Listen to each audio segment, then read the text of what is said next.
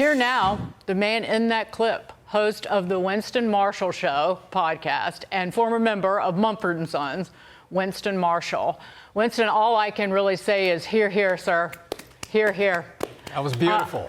What was the reaction in the room to that?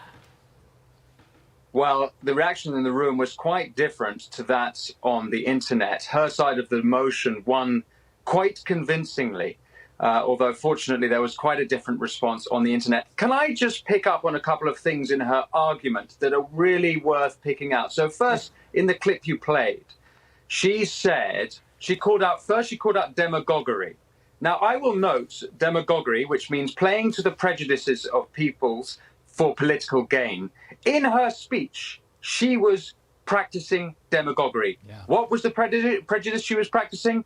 She practiced to the elite prejudice that Trump supporters, conservatives, Republicans, MAGA, whatever, she thinks that they're all ethno-nationalists. She used the word ethno-nationalist maybe 5 times in her speech. That is demagoguery.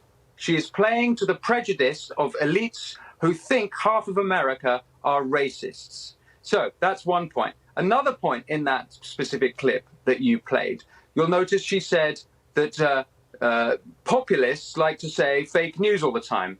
Well, I don't know about you, but I've heard disinformation, misinformation, malinformation pretty much every single day since 2020. They have played exactly the same game. They use slightly different words. All of these politicians are exactly the same. But here's the worst thing about that clip you played.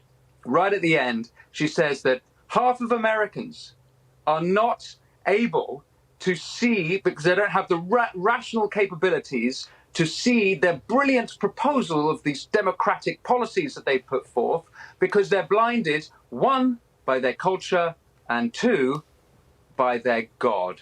I have not heard such disgusting language from a politician in a long time.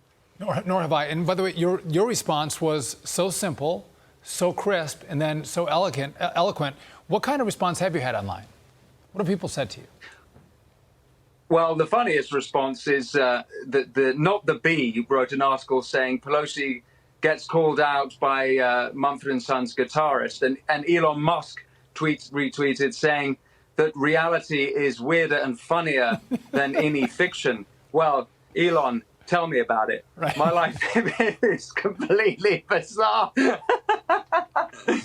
But it's been a very positive. I think what I've seen online is a lot of people relating to the feeling that they're written off as deplorables, and this has been happening for a long time. A lot of pent-up anger and frustration by this. I'll also note something else. Whilst I was talking, and you can't see this in the footage, which you can find on my YouTube or on the Oxford Union YouTube, when I'm speaking, a couple of times, Madam Pelosi, she mouths at me, "Who are you?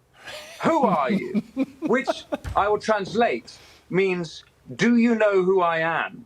Now, fair enough, I'm a nobody. She's entitled to think that, but I thought that was rather arrogant.